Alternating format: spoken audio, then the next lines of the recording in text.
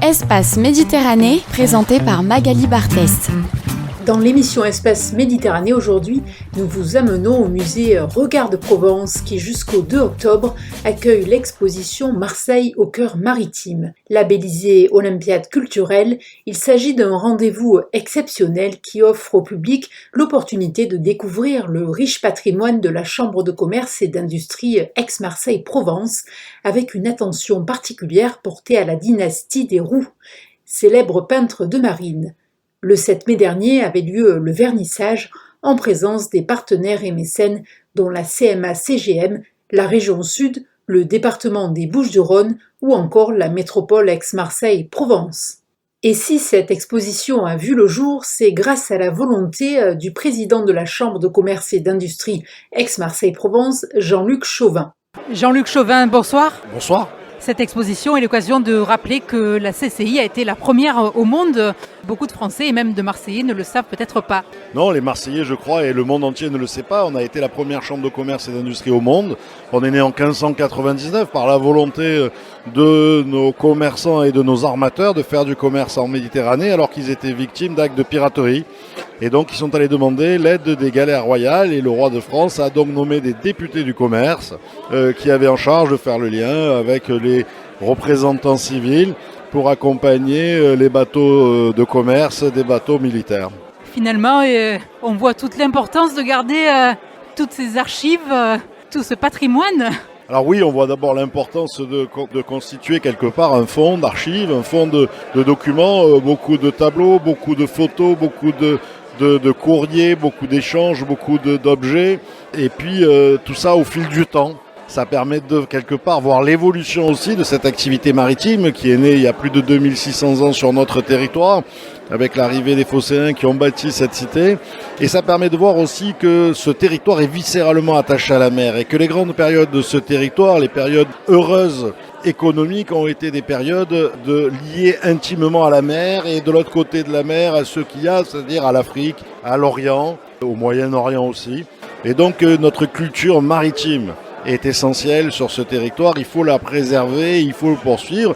Le passé aujourd'hui nous donne une résonance, à nous d'inventer l'avenir avec l'économie bleue de demain et nous sommes en train d'essayer de le faire sur ce territoire avec toutes les bonnes volontés, notamment le Grand Port Maritime et les collectivités présentes ce soir.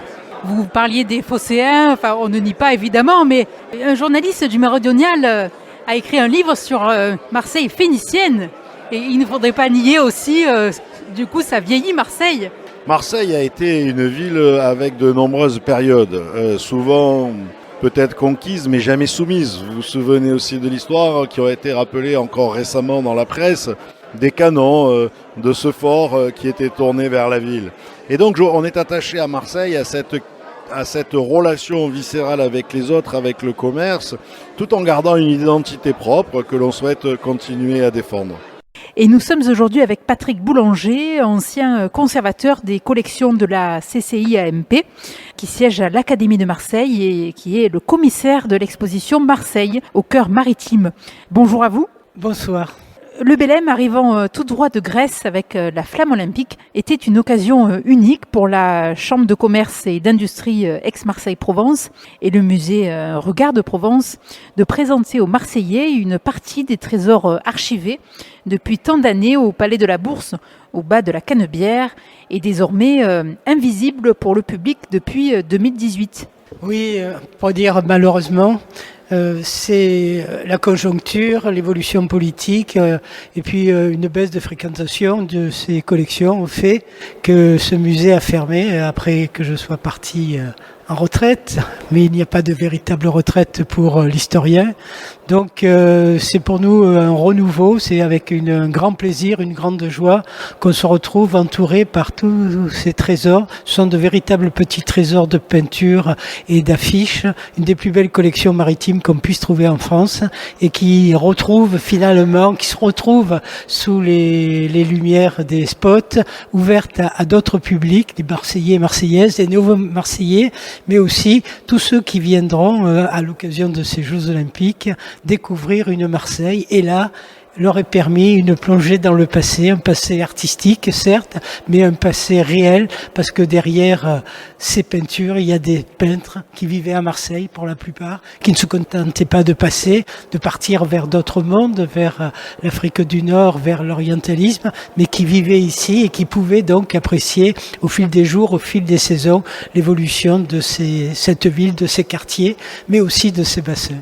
Et cette exposition se veut à la fois documentaire, historique, mais aussi artistique. Quel en est le fil conducteur ? Nous avons essayé de montrer finalement l'école de Marseille en peinture, tous ceux qui ont adhéré, tous ceux qui sont passés à côté, et finalement donner à voir des quartiers, des littoraux qui ne sont pas trop abîmés par les constructions, savoir comment les peintres savaient s'approprier des lieux pour montrer la nature en elle-même, mais aussi les hommes qui étaient là.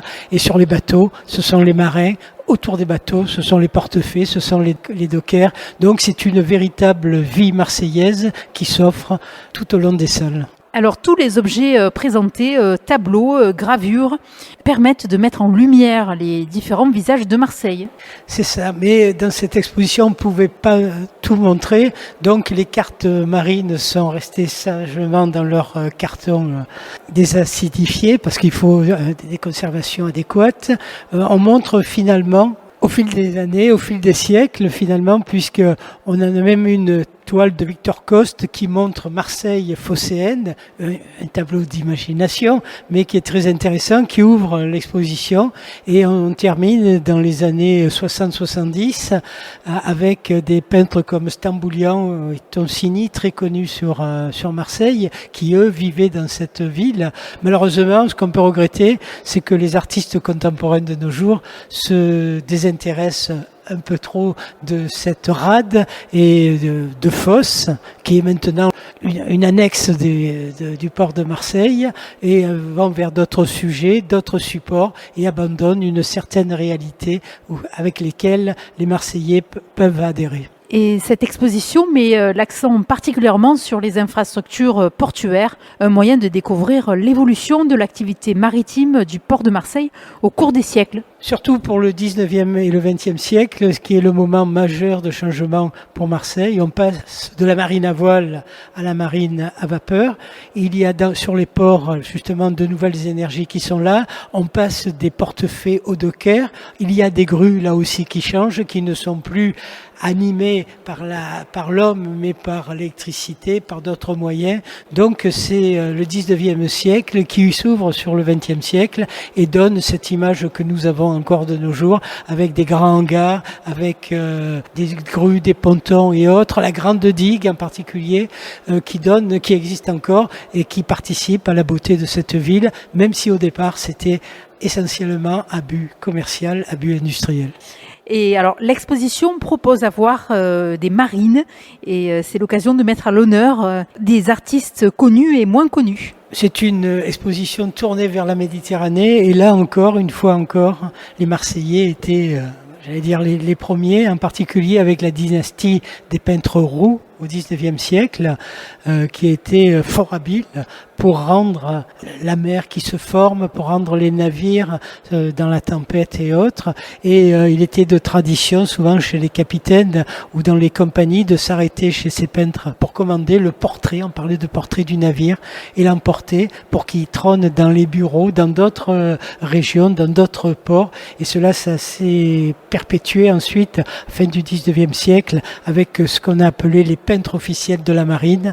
Et là, nos Marseillais furent très bons. J'ai en tête en particulier Albert Sebille, peintre officiel de la marine vers 1906. Lui, il était né en 1874, qui triomphe à Paris, mais gardera toujours le souvenir de sa ville, et les compagnies de navigation françaises et internationales continueront à faire appel à lui. Et il y a aussi quelque chose pour ce grand peintre. Sachez que c'est lui qui a dessiné, qui a fait les épures d'un certain paquebot qui s'appelait Normandie pour la Transat. C'est lui qui a dessiné cette ligne qui est encore dans pratiquement toutes les mémoires, pas le France, mais le Normandie, c'est un Marseillais qui l'a dessiné. Donc on retrouve d'autres noms comme Eugène d'Argence, comme qui signait, et là il faut le préciser chacun, avec une encre après la signature, ce qui montrait leur appartenance à un corps réservé. Pour y aller, il fallait réussir des concours, il fallait être choisi, élu, pratiquement coopté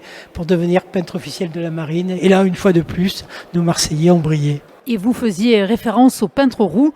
On comprend mieux à la Valentine l'adresse de l'avenue des peintres roux.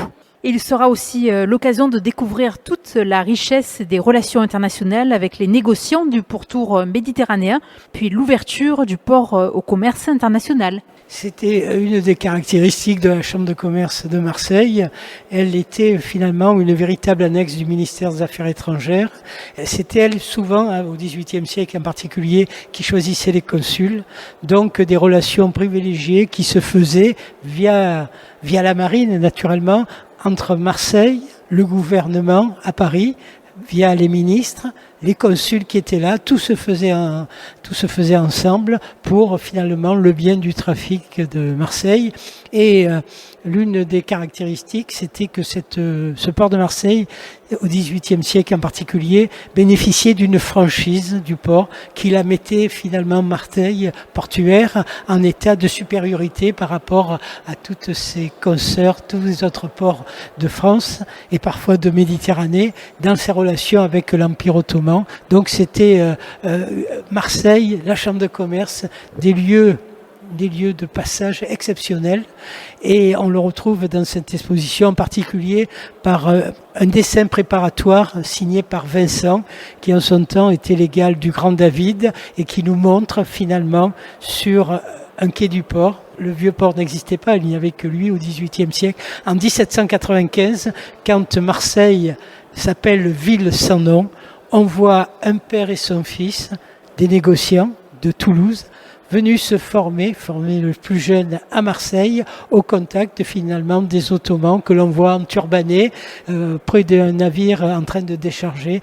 Donc Marseille, qui était le cœur de cette Méditerranée, on le retrouve dans cette pièce exceptionnelle, je dis bien de 1795. Donc dans une période révolutionnaire où il y a très peu d'œuvres qui puissent être vues. C'est important de le préciser. Et un catalogue reprend l'ensemble des œuvres de l'exposition et des textes des auteurs.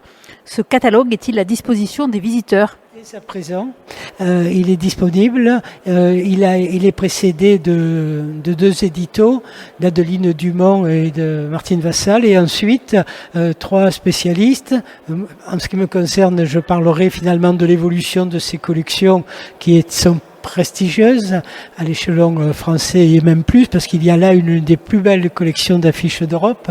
Mais il y a aussi Fabien Bartolotti qui vous parle de l'évolution portuaire, comment elle s'est faite au 19e, au 20e siècle, et Pierre Murat, un spécialiste de la peinture, un expert en peinture, qui montre finalement, en prenant comme axe les bassins près de la Joliette, comment les peintres du 19e siècle s'en sont emparés, et on peut considérer donc sur ce lieu bien précis, l'évolution de grands noms au fil du 19e siècle, et c'est un moyen passionnant pour découvrir la peinture, l'évolution de la peinture sur Marseille. Un moyen aussi de découvrir l'histoire de Marseille et sa richesse. Et savez-vous en fait ce que vont devenir toutes ces œuvres après la fin de l'exposition ?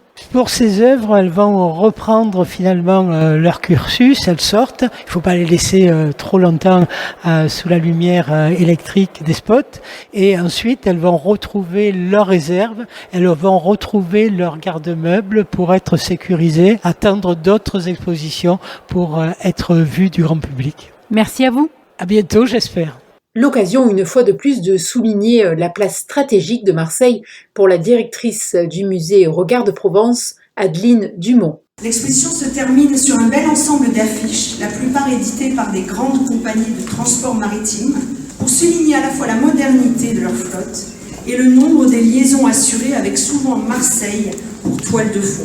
Il y est question en filigrane de la prospérité et du dynamisme de la ville et de son port, de sa position dominante à l'échelle du bassin méditerranéen et de la plus-value qu'elle retirait de ses échanges avec les colonies. Associé à cette exposition, l'atelier créatif by Simon, Marseille au cœur maritime, proposé le 4e dimanche du mois. Les participants de l'atelier ont décidé de mettre en image cette histoire riche en rebondissements en réalisant une double carte pop-up. Côté pile, le Vieux-Port, côté face, les bassins de la Joliette. Avec un objectif pédagogique, exercer son imagination et son habileté manuelle, mettre en scène la longue histoire du port de Marseille et réfléchir à la manière de construire un paysage, se familiariser avec le principe du premier plan et de l'arrière-plan. Quelques informations pratiques au sujet de l'exposition. Le musée est ouvert du mardi au dimanche de 10h à 18h. Le plein tarif est de 8,50 € et les tarifs réduits vont de 3 € à 7,50 €. Découvrir toutes les facettes du Marseille de la mer depuis l'Antiquité à nos jours, voilà une belle sortie en perspective. Et pour plus d'informations, n'hésitez pas à consulter le site musée-regard-de-provence.com ainsi que le site cciamp.com. Espace Méditerranée, présenté par Magali Barthès.